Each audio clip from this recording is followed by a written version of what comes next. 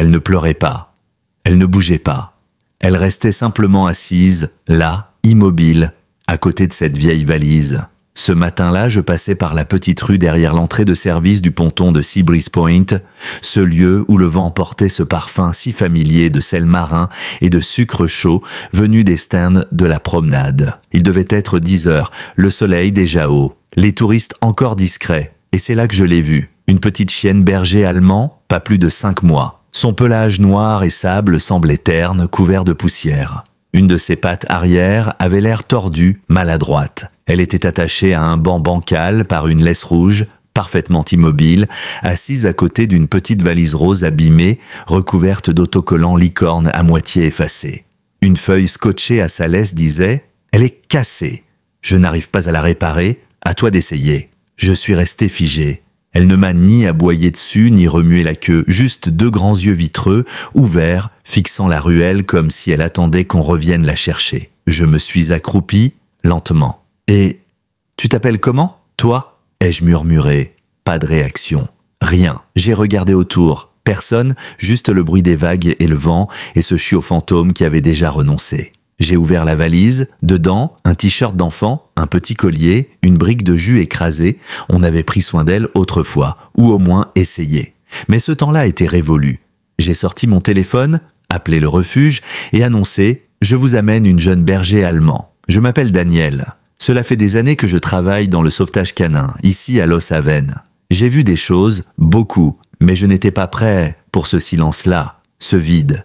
Laissez un « j'aime » si cette histoire vous touche et partagez vos impressions dans les commentaires en nous disant aussi depuis quelle ville vous nous écoutez en ce moment. Maintenant, poursuivons le récit. Quand je l'ai portée dans mes bras, elle ne s'est pas débattue, elle ne s'est pas blottie non plus, juste suspendue à mes épaules comme si elle murmurait « Attends ». Ses yeux, eux, n'ont pas quitté la rue. Sur la route, je lui ai parlé doucement. « Tu n'es pas cassé ? Tu attends juste, n'est-ce pas ?» Au refuge de Seabreeze, l'équipe nous a accueillis dans la salle d'admission. Je leur ai tendu la note et la valise. Ils se sont regardés, l'air de ne pas vouloir dire tout haut ce que nous pensions tous. Elle est restée parfaitement immobile pendant l'examen. Pas de puce. Une malnutrition légère, une contusion à la patte arrière, pas récente, mais mal cicatrisée. Elle n'a même pas tressailli. Elle tournait seulement la tête vers la fenêtre ouverte. Toujours à guetter. En remplissant le formulaire d'admission, mes mains tremblaient plus que je ne voulais l'admettre. Non, j'ai écrit « Abby ». Ça sonnait juste. Avant de sortir, je me suis retourné une dernière fois. Elle fixait toujours la porte vitrée. Pas moi, pas l'équipe, mais la ruelle d'où elle venait. Ses yeux ne clignaient pas. Ils n'étaient pas apeurés. Ils semblaient fidèles. J'ai déjà vu la loyauté des chiens. Mais là, ce n'était pas la même chose. C'était du chagrin. De celui qui ne pleure pas, de celui qui attend. Le lendemain matin, elle n'avait toujours rien mangé. Abby restait recroquevillée au fond de son box, la tête posée sur ses pattes avant, les yeux grands ouverts, surveillant. Je me suis approché avec un bol de riz au poulet tiède, ce qu'on donne aux chiots fragiles. Elle n'a pas bougé. Elle regardait toujours par la petite lucarne, comme si le bruit des vagues allait faire revenir quelqu'un. « Elle est dissociée !» a glissé Madison, une des soigneuses, d'une voix douce. Certains chiens se ferment complètement. On dirait qu'ils ne sont plus là. Mais elle était là. Je le sentais comme une tension dans l'air, silencieuse, nerveuse, présente. Je me suis assis par terre, en tailleur, le bol à côté de moi. Je sais que tu n'es pas prête. Je suis juste là. Elle n'a pas tourné la tête. Mais une oreille a tressailli. C'était déjà quelque chose. J'ai ressorti les affaires de la valise. Ce petit t-shirt violet à col pailleté, la brique de jus, la brosse en plastique encore sous son emballage. Tout semblait avoir appartenu à une fillette, et tout avait été abandonné comme elle. Plus tard dans l'après-midi, j'ai eu besoin de prendre l'air. Mais ma tête tournait encore autour de la même question. Qui pouvait bien attacher un chiot à un banc comme une ordure, en laissant une valise comme seul souvenir? Quand je suis revenu, elle n'avait pas bougé. Mais quand j'ai entrouvert la porte de son box, elle n'a pas reculé. Elle ne m'a pas accueilli non plus. Elle m'a simplement laissé m'asseoir. 1 heure a passé. J'ai lu des rapports, envoyé quelques textos, en silence. Et puis, un léger changement. Son nez. Doucement, elle l'a tourné vers le bol près de ma jambe. Je suis resté immobile. Elle s'est penchée, a reniflé, puis s'est retirée. Une avancée. Je lui ai chuchoté « Tu n'es pas invisible, Abby. Je te vois et je ne pars pas. » Cette nuit-là, avant la fermeture, je me suis arrêté une dernière fois. Elle était toujours recroquevillée, mais cette fois, ses yeux me suivaient, pas la fenêtre. Pas encore de la confiance, mais une reconnaissance. C'était un début, et peut-être qu'elle le voulait. Le troisième matin, un détail m'a frappé dès que j'ai poussé la porte du refuge. Abby avait déplacé sa couverture. Rien d'impressionnant, juste une vieille couverture grise, froissée, tirée de quelques centimètres, mais plus proche de la porte qu'avant. Elle ne se cachait plus dans le coin, elle se rapprochait du monde. Quand je suis arrivé avec le même bol de riz et de poulet tiède, nos regards se sont croisés. Toujours sur ses gardes, toujours silencieuse, mais cette fois, elle m'a vu. « Bonjour Abby », ai-je soufflé. « Tu m'as manqué hier ». Elle a cligné des yeux, une fois.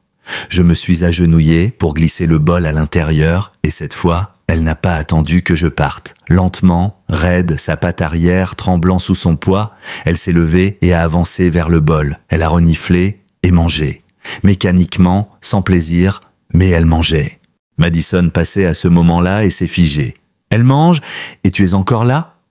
J'ai hoché la tête. Elle a esquissé un sourire, celui de quelqu'un qui assiste à un petit miracle. Et peut-être que c'en était un. Plus tard, pendant que je nettoyais les box, j'ai senti un froissement derrière moi. Je me suis retourné et elle était là, non plus blottie dans son coin, non plus derrière sa couverture. Elle se tenait debout, chancelante, mais droite, à la porte de son box, et elle me regardait. Je suis allé vers elle lentement. « Alors, qu'est-ce que tu fais là, hein? Tu me surveilles ?» Elle n'a pas reculé. J'ai tendu la main, paume ouverte, elle l'a fixée, puis nadosant tout doucement, elle s'est avancée, juste assez pour effleurer mes doigts du bout de son museau. Ce contact, fragile, furtif, mais bien réel, a traversé ma poitrine comme un éclair. À midi, je me suis assis à côté de son box. Pas un mot, juste ma présence. Je lisais un livre, laissant le silence remplir l'espace. À un moment, elle a poussé un long souffle, tremblant, comme quelqu'un qui relâche enfin une tension trop longtemps retenue. C'était le premier son que je lui entendais faire. Ce soir-là, avant de quitter le refuge, j'ai ouvert sa valise. Pas pour moi, pour elle. J'ai pris le t-shirt pailleté et l'ai posé au bord de sa couverture, tout près d'elle, comme un pont entre son passé et ce qui viendrait après. Abby s'est approchée, a reniflé, puis s'est enroulée autour du tissu, comme si c'était un frère ou une sœur qu'elle avait perdu. Je suis resté longtemps dans l'embrasure de la porte à la regarder dormir, sa patte posée sur le coton doux, comme un souvenir qu'elle n'était pas encore prête à lâcher. Le lendemain matin, je l'ai trouvée assise, bien droite, pas recroquevillée, pas effacée, juste là, les yeux ouverts, les oreilles légèrement en avant, quand je suis arrivé avec son bol. Son regard m'a suivi jusqu'à la porte de son box. Pas de peur, pas de panique, de la curiosité. « Bonjour Abby », ai-je murmuré. « Tu as bien dormi ?» Bien sûr, elle n'a pas répondu. Mais quand j'ai ouvert la porte et posé le bol à terre, elle s'est avancée vers moi. Boitant, prudente, mais elle a marché. Et puis, elle a fait quelque chose que je n'attendais pas. Elle a levé la tête et a remué la queue, une seule fois, lente, incertaine.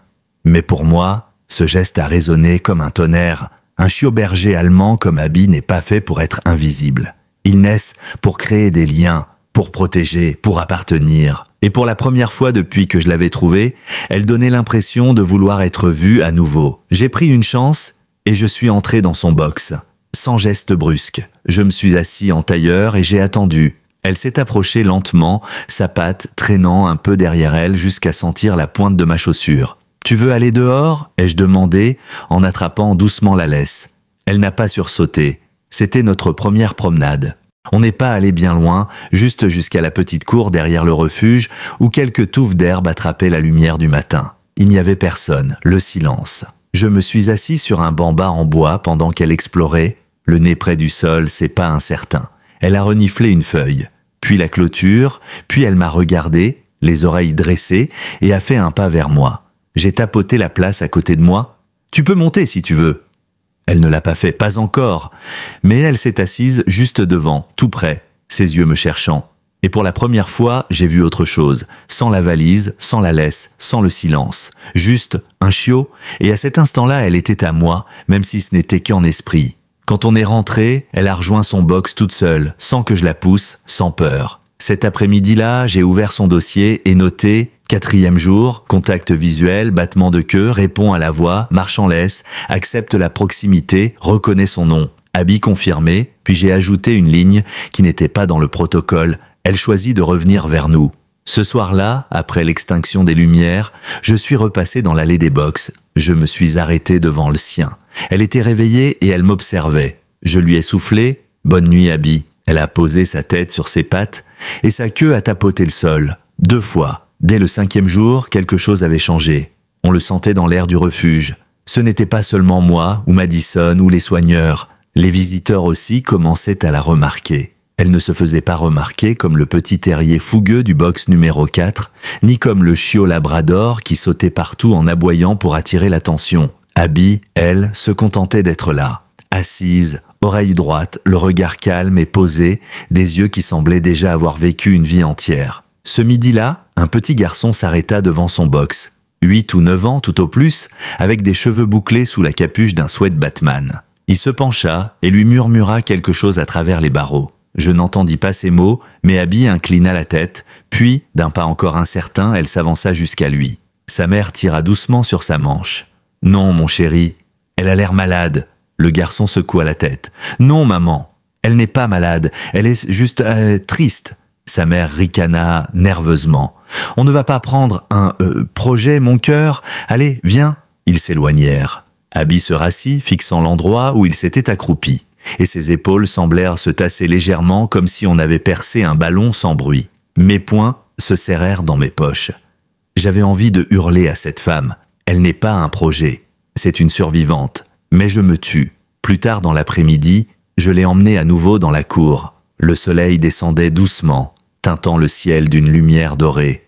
J'avais pris une vieille balle de tennis, juste au cas où. Elle l'a reniflée, l'a effleurée de la patte, puis s'est assise. Je me suis assis dans l'herbe à côté d'elle. « Tu n'es pas obligée de jouer, tu sais. Tu n'as rien à faire tant que tu n'es pas prête. » Et là, elle a tourné la tête et a posé son menton sur mon genou. Ce simple geste, cette confiance discrète, a fissuré quelque chose en moi. Quelque chose que je croyais fermé depuis longtemps. Je me suis souvenu de Buck, mon vieux berger allemand. Il faisait ça aussi, exactement pareil. Le front contre ma jambe, comme pour dire « je suis là. Je te fais confiance. » Abby est restée comme ça pendant de longues minutes, immobile, tiède. Quand j'ai relevé la tête, Madison nous observait depuis la porte, les yeux pleins de larmes. Elle me fit signe des lèvres, elle t'a choisi. Mais ce n'était pas censé se passer comme ça. Je n'avais pas le droit de la garder. Le règlement du refuge était clair, aucun membre du personnel ne pouvait adopter un chien avant la fin de la période légale d'1 mois. Et je savais qu'elle aurait besoin de plus que moi. D'un foyer où courir, d'une famille capable de devenir tout son univers. Pourtant, quand elle pressait son front contre ma poitrine, le soir, pendant nos promenades, je n'étais pas sûr d'avoir la force de la laisser partir, parce qu'à ce moment-là, elle n'était plus seulement une chienne sauvée. Elle était un cœur qui réapprenait à battre, et je n'étais pas sûr que le mien saurait s'arrêter. Puis, un soir, après l'extinction des lumières, j'étais en train de verrouiller la dernière porte du couloir quand je l'ai entendu, ce bruit. Léger, des griffes glissant sur le carrelage, puis le grincement de la porte de service. Abby avait disparu. Une fraction de seconde, j'ai figé, la poitrine nouée, puis l'instinct a pris le relais. J'ai foncé dans le couloir, la lampe torche dans une main, les clés qui tintaient dans l'autre. La porte arrière avait mal été fermée. Elle avait réussi à la pousser juste assez pour se faufiler dehors dans la nuit. Elle ne doit pas être loin, me suis-je dit. Elle peut à peine courir, mais au fond, je savais déjà où elle allait. J'ai attrapé les clés de mon pick-up et suis parti à toute vitesse, les pneus crissant sur les rues désertes de Southgate Beach. À peine 1 kilomètre, mais chaque seconde semblait s'étirer comme un fil sous tension. Le vent se levait, l'air salin roulait entre les ruelles. Quand je suis arrivé derrière le ponton, à l'endroit exact où je l'avais trouvée, mes phares ont capté une silhouette. Elle était là, assise, parfaitement immobile, même banc, même posture, la laisse toujours accrochée à son collier, traînant derrière elle, et j'aurais juré voir la valise rose à côté d'elle, même si elle était restée au refuge. Elle ne bougea pas en m'entendant approcher, ne me regarda même pas. Elle faisait face à la ruelle vide, comme un soldat à son poste. Je me suis assis à côté d'elle, longtemps nous n'avons rien dit, puis j'ai murmuré « Tu croyais vraiment qu'il reviendrait, pas vrai ?» Elle cligna lentement des yeux. « Tu avais fui, non pas pour nous fuir, mais pour retourner vers eux. » Ma gorge se serra. Je fixai l'océan, trop beau, sous ses lampadaires, pour ce que ce moment signifiait. « Il ne te mérite mais pas, Abby !» ai-je murmuré, la voix tremblante. Mais moi oui. Et c'est là que ça arriva. Elle se pencha contre moi, pressant son épaule contre ma jambe. Pas de peur, pas de souvenir douloureux. Une décision.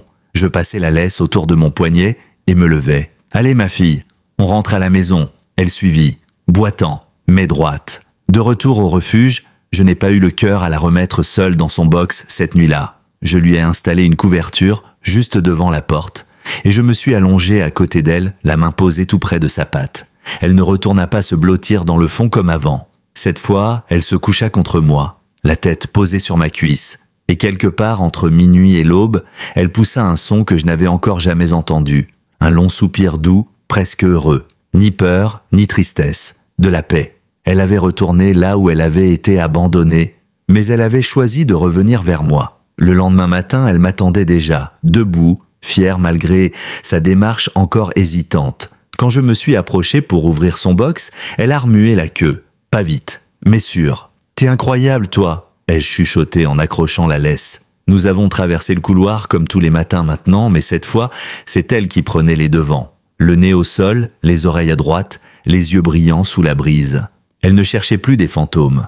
Elle explorait le monde. Elle reniflait chaque brin d'herbe, chaque tronc d'arbre, chaque banc du petit enclos, comme si elle voyait tout pour la première fois. À l'autre bout de la pelouse, elle se retourna vers moi. Sa queue balaya l'air, et puis elle fit quelque chose que je n'aurais jamais cru entendre venant d'elle. Elle aboya, une seule fois, section confiant, et tout le refuge sembla s'arrêter. Madison surgit de l'entrée, les yeux écarquillés. « C'était Abby ?» J'ai souri. « Oui », elle venait d'aboyer, comme si elle venait de prononcer son premier mot. Dès lors, elle commença à se réapproprier des petites choses.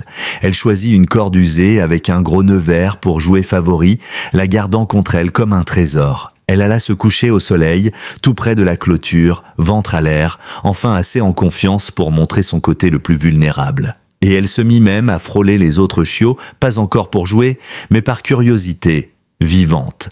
Nous avons ajusté la petite attelle de sa patte et le vétérinaire confirma que la blessure cicatrisait enfin, qu'elle reprenait des forces. « Pas de séquelles » dit-il surpris. « Cette petite a une sacrée volonté. » La nuit, elle ne dormait plus recroquevillée au fond. Elle se plaçait devant la porte de son box face au couloir. Elle ne guettait plus ceux qui l'avaient laissée. Elle m'attendait, moi. Quand je faisais des heures tardives, elle ne se couchait vraiment que lorsqu'elle m'avait vu passer. Une fois, j'ai voulu tester. Je suis resté hors de sa vue exprès. Et elle était là, oreilles frémissantes, les yeux rivés sur le couloir jusqu'à ce que j'apparaisse. Alors seulement, elle s'est allongée, comme si son travail était accompli. Elle s'est attachée à toi, il murmura Madison un soir. Pour elle, tu es devenu sa maison. Et je voulais le dire tout haut. Je voulais dire, je veux la garder. Mais je n'ai pas pu. Ici, les règles étaient claires. Aucun membre du personnel ne pouvait adopter avant la fin des 30 jours légaux. Et puis, je savais qu'elle avait besoin de plus qu'un petit appartement, plus qu'un homme fatigué. Elle méritait une famille qui ferait d'elle leur monde. Pourtant, chaque soir, quand elle pressait son front contre ma poitrine pendant nos promenades, je me demandais comment est-ce que j'allais la laisser partir. Le destin, comme toujours, choisit son moment. Ce midi-là, ils sont entrés. Une paire modeste, discrète, comme s'ils n'étaient pas sûrs d'avoir leur place ici. Lui, la trentaine, grand, un sweat gris, des baskets fatiguées, elle dans une robe à fleurs sous une veste en jean, avec des yeux doux et un sourire fragile, vacillant comme une bougie qu'on hésite à éteindre. « On n'est pas venu pour un chien en particulier », dit-elle timidement à Madison. « On voulait juste voir, peut-être, qui avait besoin de nous. » Madison me regarda et lança « Daniel, Abby ?» Mon cœur rata un battement. Je m'accroupis devant elle. « On va rencontrer quelqu'un, d'accord ?» Elle s'avança d'elle-même. Sa démarche restait incertaine, mais elle avançait avec détermination. Dans la salle de visite, la femme inspira doucement en la voyant. Abby se figea, pas de peur, de vigilance. Elle les scrutait, oreilles hautes, yeux fermes. Je leur laissai de l'espace, m'asseyant dans un coin. La femme s'agenouilla, murmurant « Coucou, toi ?» Abby ne recula pas. Elle ne se précipita pas non plus. Elle s'approcha lentement, s'arrêta et posa son museau sur la main de la femme. Les larmes montèrent aussitôt dans ses yeux. Elle ne les essuya pas. L'homme s'accroupit à côté d'elle, la voix basse. Elle nous ressemble. Silencieuse, méfiante, mais encore là. Il tendit la main, pas pour la toucher, pour la laisser choisir. Elle choisit. Elle fit un pas de plus et posa son menton sur son genou. Ils restèrent ainsi un long moment, trois âmes tremblantes dans le silence. Plus tard, dans le bureau du refuge, ils m'ont raconté leur histoire. Cela faisait presque 7 ans qu'ils essayaient d'avoir un enfant. 7 ans de traitement, d'espoir brisé, de nuits passées à compter les larmes. Et puis, le mois dernier, leur médecin leur avait dit cette phrase qui les avait ébranlés. Peut-être qu'il est temps de faire de la place pour autre chose. Alors ils étaient venus ici, sans vraiment savoir ce qu'ils cherchaient. Mais la veille, en tombant sur la photo d'Abby sur le site du refuge, ils avaient su. La femme avait murmuré, en fixant ses mains posées sur la table, elle avait l'air d'attendre, et lui avait ajouté, d'une voix plus grave, elle avait l'air comme nous, toujours debout, mais en morceaux. Je leur ai raconté son arrivée, le banc, la valise rose, le silence, le premier aboiement, le premier geste. Ils ont pleuré. Ils ne m'ont pas demandé si elle savait s'asseoir ou se coucher sur commande, ni si elle rapportait une balle. Ils ont voulu savoir ce qui la calmait, ce qui la faisait sourire. Avant de partir, la femme s'est à nouveau agenouillée près d'elle et a chuchoté « Si tu viens avec nous, on ne cherchera pas à te réparer. On t'aimera, c'est tout. » Abby m'a alors regardé. Et sans que je dise un mot, elle a remué la queue 2 fois. Et là j'ai compris. Elle les avait choisis. Maintenant, c'était à moi d'apprendre à la laisser partir. La première nuit sans elle fut plus dure que je ne l'avais imaginé. Je m'étais promis d'être raisonnable. Je m'étais rappelé que c'était notre rôle. Sauver, soigner, replacer, encore et encore, c'était notre mission, notre raison d'être. Mais, debout dans le couloir ce soir-là, face à son box désormais vide, quelque chose en moi s'était creusé. Son nom avait déjà été retiré de la petite plaque, sa couverture pliée, son jouet à cordes rangé dans une boîte étiquetée « Abby adopté ». Et pourtant, je continuais à regarder ce box comme si elle allait réapparaître, les yeux rivés sur moi comme elle le faisait toujours. Le matin même, Sarah et Matthew, le couple, étaient venus la chercher. Ils avaient apporté un harnais tout neuf, une laisse rose brillante et une couverture qui sentait la maison. Abby s'était laissée attacher sans broncher. Elle avait même remué la queue en voyant la portière s'ouvrir. Juste avant de monter, elle s'était retournée une fois, pas avec peur, comme pour me dire « Merci, je prends la suite ». Je m'étais contenté d'un sourire, la mâchoire crispée. Sarah avait remarqué mon hésitation. « Elle ira bien ?» avait-elle murmuré doucement. « Je sais » avais-je répondu, et je le savais. Mais ça n'avait pas rendu la séparation plus facile. De retour chez moi, j'avais essayé de ne pas penser. J'avais préparé un dîner, mis un film idiot en fond sonore, comme pour combler le silence.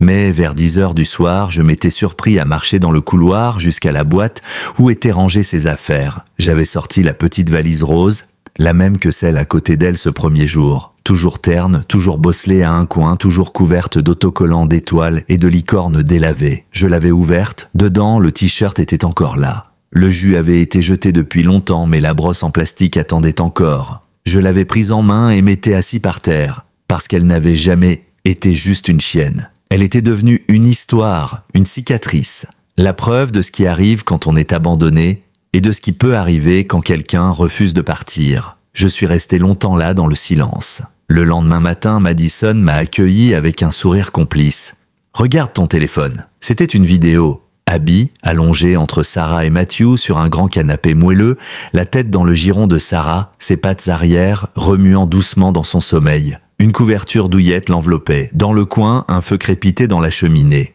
La légende disait « Elle n'a pas bougé de notre côté de toute la nuit. Elle est à la maison. Merci. » J'ai regardé la vidéo 2 fois. Puis j'ai glissé le téléphone dans ma poche et suis retourné travailler. En passant devant son ancien box, le numéro 12, je me suis arrêté. Puis j'ai inspiré profondément et je suis entré. Le nouveau pensionnaire était déjà là. Un petit croisé beagle d'à peine 6 semaines, tremblant, les yeux vifs mais apeurés. Il s'appelait Rusty. Je ne lui ai pas parlé. Je me suis juste accroupi et j'ai attendu. Parce que maintenant, je savais ce qu'Abby m'avait appris. Parfois, la première chose qu'un chien a besoin d'entendre, c'est qu'on est prêt à s'asseoir dans son silence. Et rester. 3 jours plus tard, ils sont revenus. J'étais en train de préparer les gamelles du soir quand j'ai entendu la porte d'entrée du refuge s'ouvrir et des pas familiers résonner dans le hall. Mon cœur a raté un battement quand j'ai levé les yeux. C'était Sarah et Matthew. Et entre eux, la tête haute et la queue battant doucement l'air, il y avait Abby. Elle avait l'air plus forte déjà, son pelage avait retrouvé de l'éclat, son regard une assurance tranquille. Sa démarche restait un peu hésitante, mais elle avait pris du poids, et dans ses yeux, je ne voyais plus le vide d'autrefois, seulement une flamme. Mathieu me lança un sourire chaleureux. Elle voulait passer. Sarah rit doucement. Nous aussi, pour être honnête, on s'est dit que peut-être vous aviez gardé quelque chose pour elle. Je hochai la tête, déjà en train de me diriger vers le bureau. Oui, j'ai gardé la valise. Je ne l'avais jamais jetée. Même après son adoption, je n'avais pas pu m'y résoudre.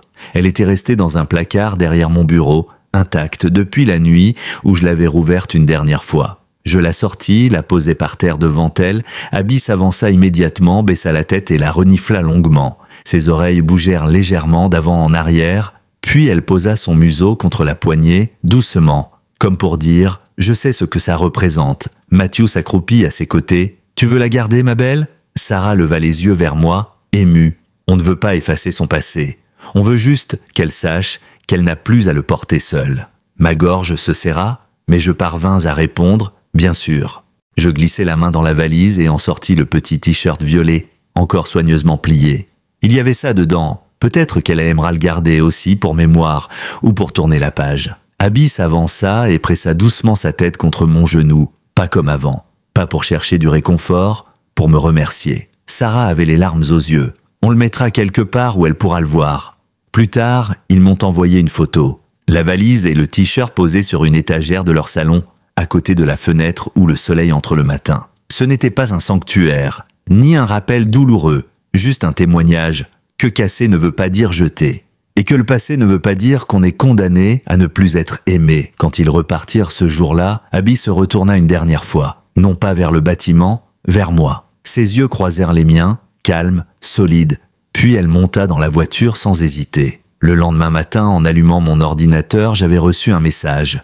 Une photo d'Abby, enroulée dans une couverture sur le rebord de la fenêtre, la tête posée sur un gros ours en peluche. Et derrière elle, sur l'étagère, la petite valise rose. Le message disait simplement « Elle sait qu'elle est en sécurité maintenant. Et nous aussi. » Pour la première fois depuis son départ, je ne ressentis pas ce vide glacé dans ma poitrine. Je me sentis fier, parce qu'Abby n'avait pas seulement été adoptée. Elle avait été choisie, aimée, comprise. Elle était devenue plus qu'une histoire de sauvetage. Elle était devenue le début de la vie de quelqu'un d'autre. Ce soir-là, en fermant le refuge, je suis passé devant le box numéro 12 sans ralentir. Rusty, le petit beagle croisé, m'accueillit avec un battement de queue impatient. Je me suis accroupi pour gratter derrière ses oreilles, et pour la première fois depuis des semaines, je ne sentis plus la présence fantôme d'Abby flotter ici.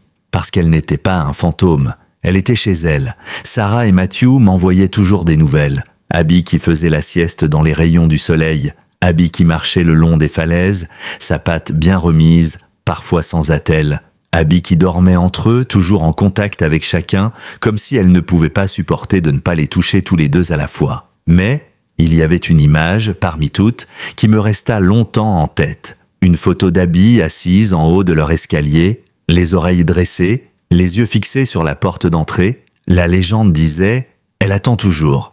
Mais plus par peur, par espoir, pour nous, chaque jour. Je restais longtemps à contempler cette photo. Non pas parce qu'elle me rendait triste, mais parce qu'elle m'avait fait comprendre quelque chose. Abby n'avait jamais attendu qu'on vienne la réparer, elle attendait juste qu'on lui redonne une raison de croire. Et maintenant, elle l'avait trouvée. Un après-midi, quelques semaines plus tard, Sarah m'appela au refuge. Sa voix était plus légère que je ne l'avais jamais entendue. « Est-ce que je peux passer ? J'ai quelque chose pour vous. » « Bien sûr, lui répondis-je sans hésiter. Elle arriva en fin de journée, un carton de cookies pour l'équipe sous le bras et un grand sourire timide sur le visage. Mais ce n'était pas tout.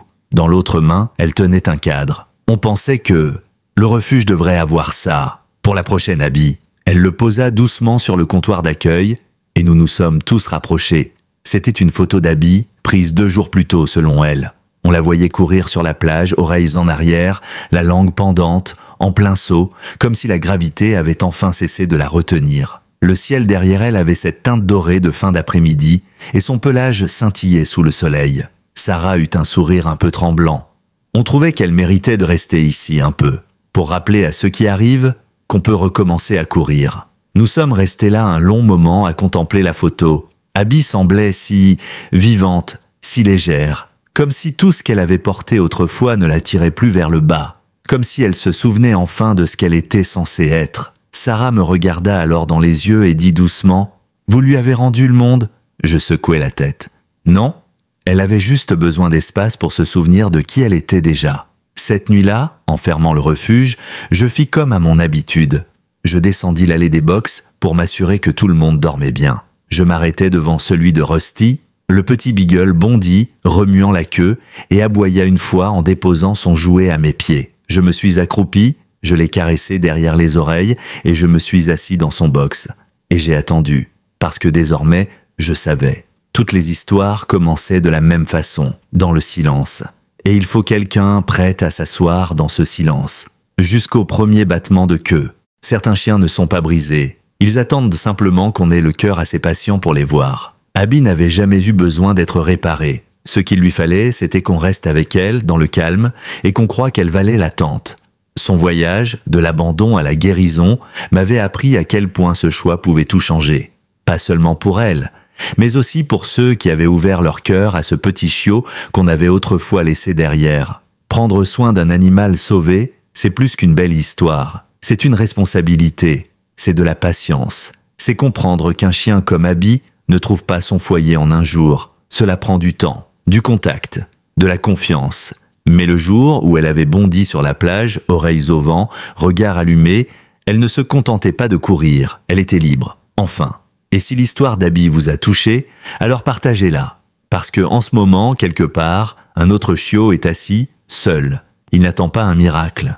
Il attend juste quelqu'un qui ne partira pas. Et peut-être, ce quelqu'un, c'est vous. Dans les jours qui ont suivi, la photo d'Abby dans son cadre est devenue une sorte de phare silencieux pour tout le refuge. Chaque fois qu'un nouveau chien arrivait, maigre, tremblant, les yeux perdus dans un monde qui ne voulait plus d'eux, je jetais un œil à ce cliché d'elle courant sur la plage. Et je me souvenais, rien n'est jamais figé, tout peut changer si on reste patient. Un matin, alors que je déposais la gamelle de Rusty et qu'il me mordillait déjà les lacets en aboyant joyeusement, j'ai reçu un message sur mon téléphone. C'était Sarah. Simple. Juste une ligne. Elle dort toujours entre nous. Je crois qu'elle ne nous laissera plus jamais la quitter. La photo jointe montrait Abby roulée en boule entre eux, ses pattes étendues, la truffe enfouie dans un coussin. La lumière du matin baignait la pièce.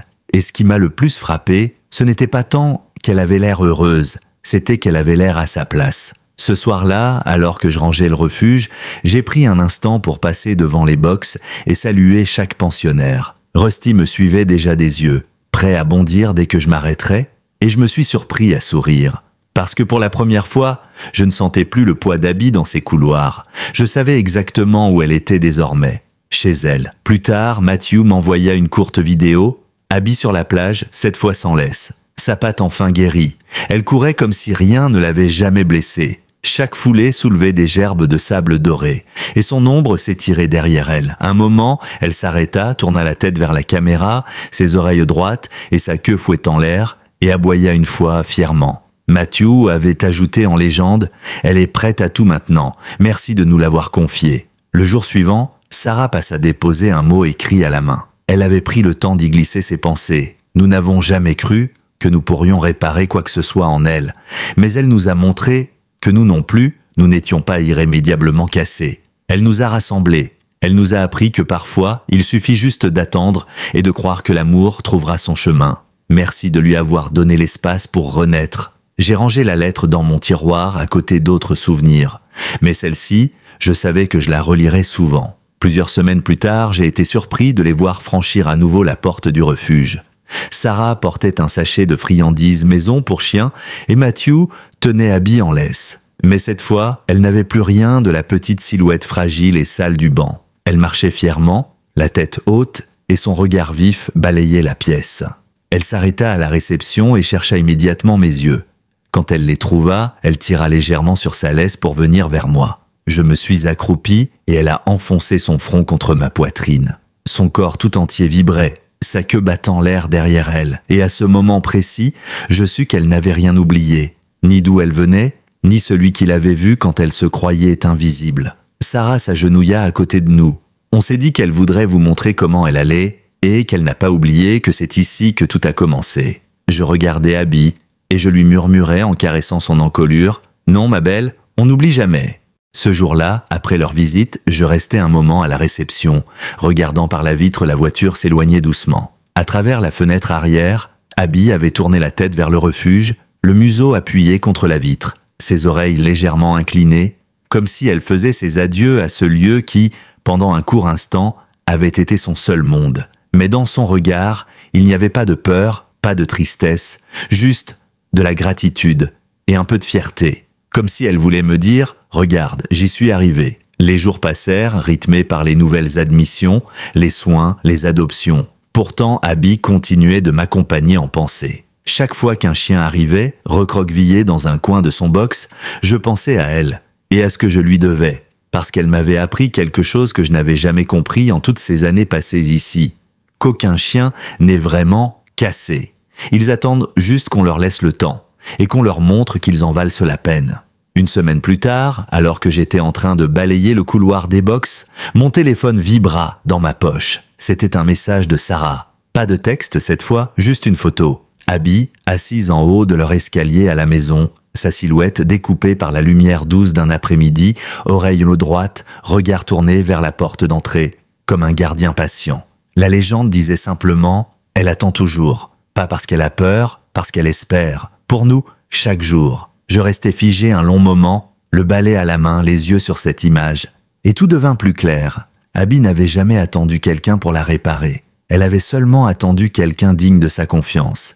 Et elle les avait trouvés. Quelques soirs plus tard, alors que le refuge somnolait dans la pénombre et que je m'apprêtais à partir, Madison me glissa un petit sourire en coin.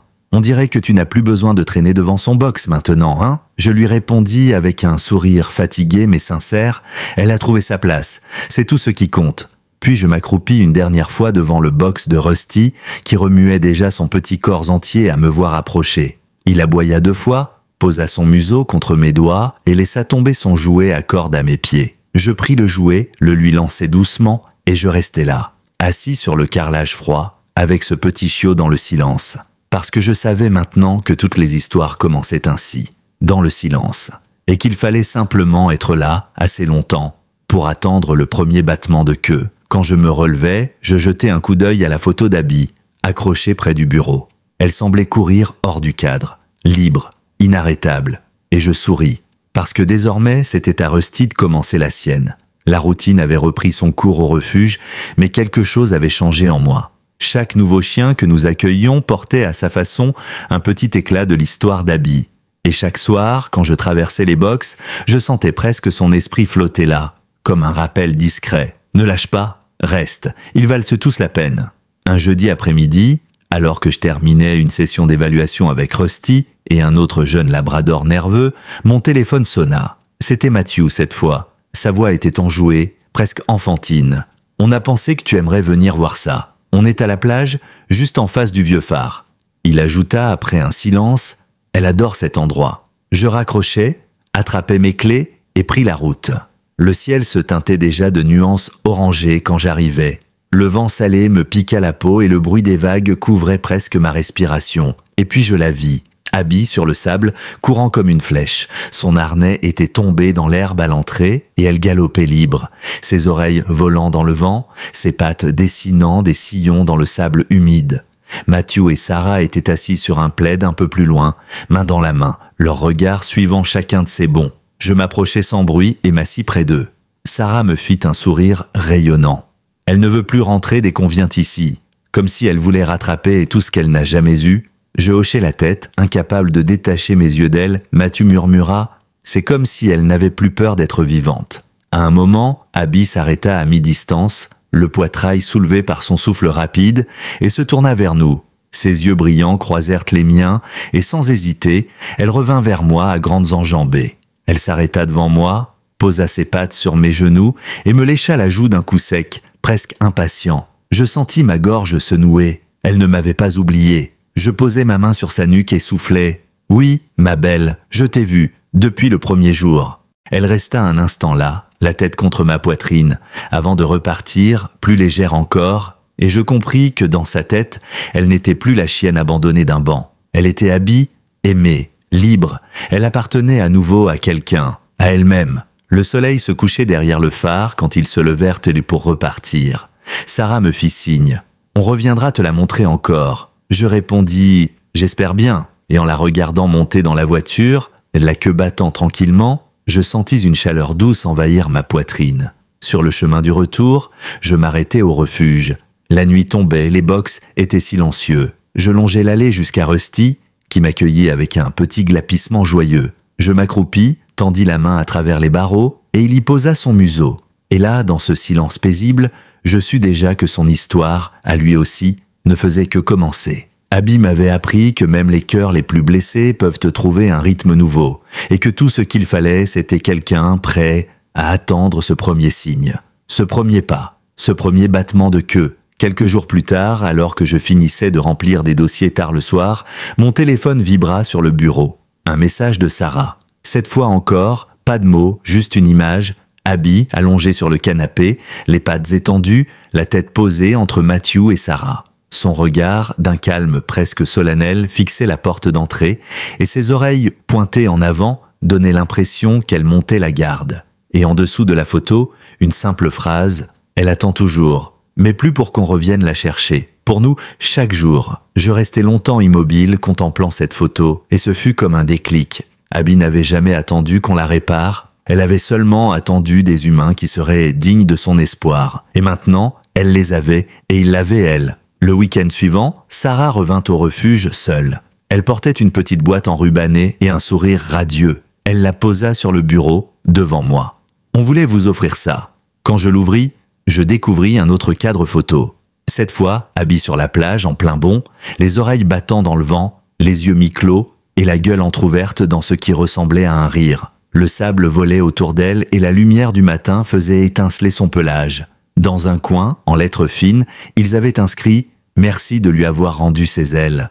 Sarah murmura « On a pensé que la prochaine Abby, la prochaine petite âme perdue qui arrivera ici, devrait savoir qu'il y a toujours un après. Que la peur, la douleur, tout ça, ça ne dure pas, et qu'elle peut courir de nouveau. » Je ne pus retenir un léger sourire. « Merci », dis-je simplement, et je sentis, au fond de moi, que ce cadre allait devenir une autre lumière pour ce refuge, une promesse silencieuse. Cette nuit-là, en faisant mon dernier tour dans l'allée des box, je m'arrêtai comme toujours devant Rusty. Il bondit, laissant échapper un aboiement joyeux, son jouet à cordes dans la gueule. Il s'assit devant moi, le regard brillant. Je m'accroupis et murmurai « À ton tour maintenant, petit.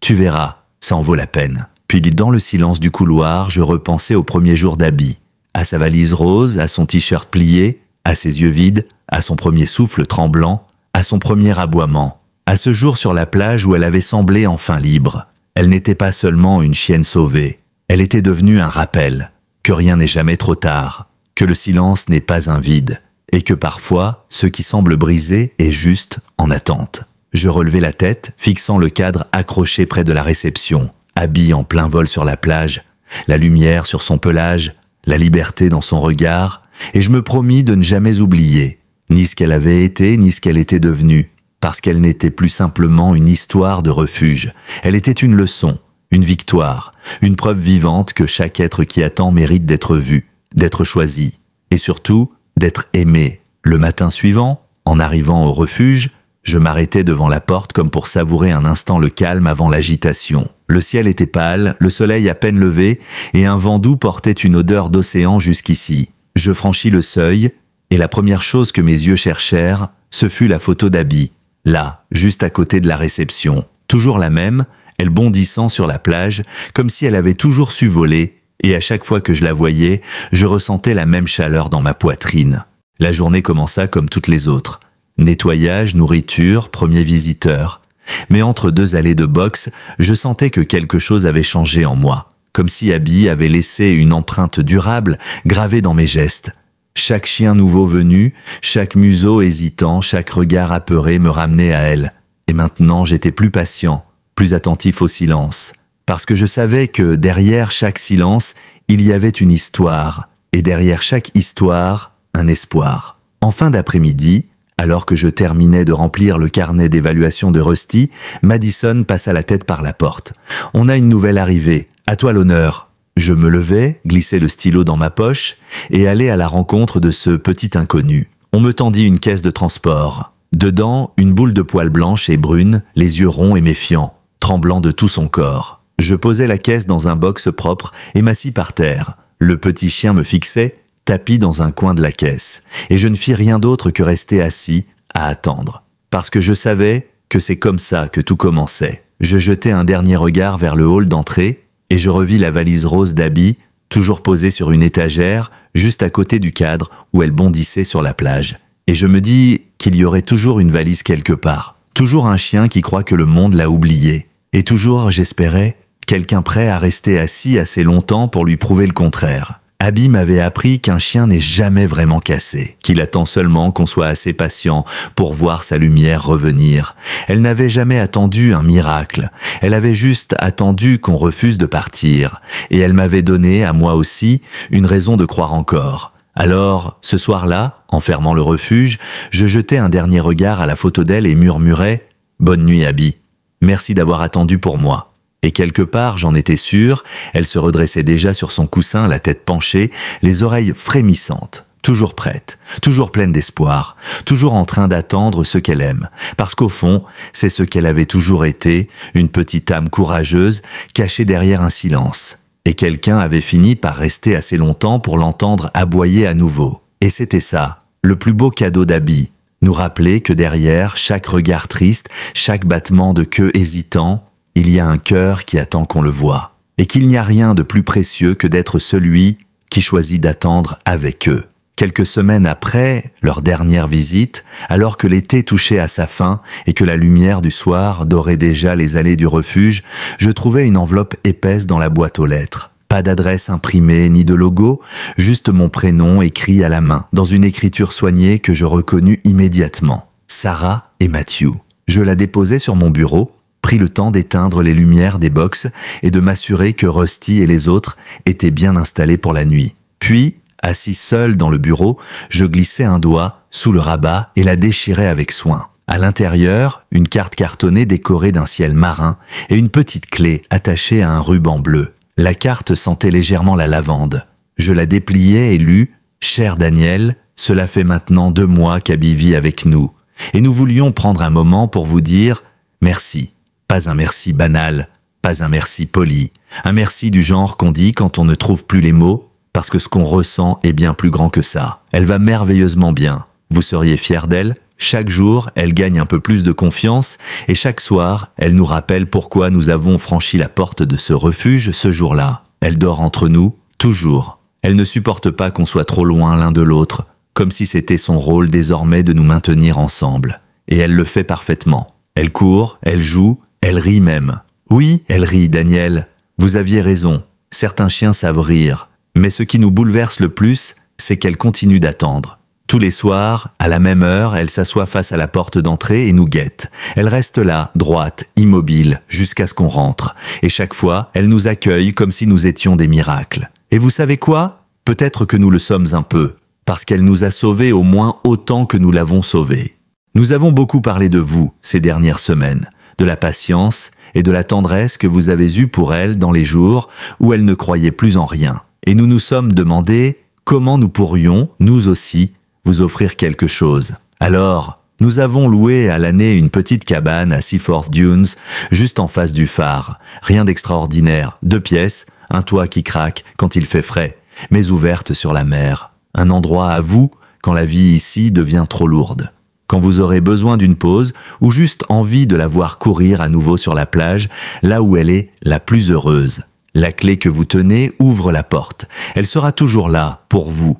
Et Abby aussi, parce qu'elle n'a pas oublié. Et nous non plus. Avec toute notre reconnaissance, Sarah et Matthew, je restais longtemps assis là, la clé dans la main, à la faire tourner entre mes doigts. Puis sans trop réfléchir, je la glissai dans ma poche, éteignis les lumières et quittai le refuge. Le lendemain, je pris la route. Le ciel était d'un bleu clair piqué de nuages blancs. La route sinueuse jusqu'à Seaforth Dunes longeait les collines dorées par le soleil d'automne, et plus je me rapprochais, plus l'odeur d'océan emplissait la cabine du pick-up. Je finis par me garer près du phare. La cabane se dressait là, simple et discrète.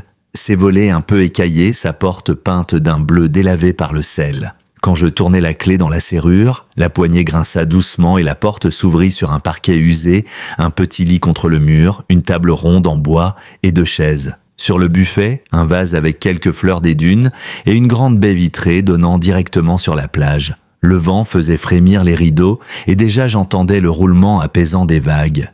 Et là, au centre de la pièce, elle m'attendait, Abby, allongée sur un tapis moelleux, son pelage brillant sous la lumière du soir. À ma vue, elle leva la tête et sa queue se mit à battre faiblement. Je refermai la porte derrière moi, me baissai à sa hauteur et tendis la main. Elle posa son front contre ma paume, ferma les yeux et poussa un soupir tranquille, presque content. Je m'assis près d'elle, ma main glissant doucement derrière ses oreilles. Elle se serra contre ma jambe et ensemble nous restâmes là, à contempler l'horizon où le soleil descendait lentement, teignant le ciel d'or et d'ambre. Elle n'avait pas oublié, et moi non plus, parce qu'il y a des histoires qui ne s'arrêtent jamais vraiment, des liens qui continuent de vibrer, silencieux mais indestructibles, dans chaque battement de queue, dans chaque regard confiant, dans chaque respiration partagée. Et ce soir-là, alors que le vent salé entrait par la fenêtre et que la mer semblait nous envelopper dans son murmure infini, je compris que je ne l'avais jamais seulement sauvée. Elle m'avait, elle aussi, ramené à la vie. Abby avait toujours été bien plus qu'une chienne de refuge. Elle avait été une leçon, un rappel que rien ni personne n'est jamais irrémédiablement perdu, et que le simple fait d'attendre avec patience peut changer un destin. Alors je restai encore un moment, assis dans la pénombre, ma main posée sur sa nuque, le regard perdu dans les vagues, et je murmurais « Merci Abby d'avoir attendu et d'avoir cru en moi ». Et au loin, la mer continuait de rouler, éternelle et douce, comme pour nous dire que tout irait bien désormais. Parce qu'au bout du compte, c'était tout ce qu'il fallait, quelqu'un qui choisit de rester. Et Abby m'avait appris à rester.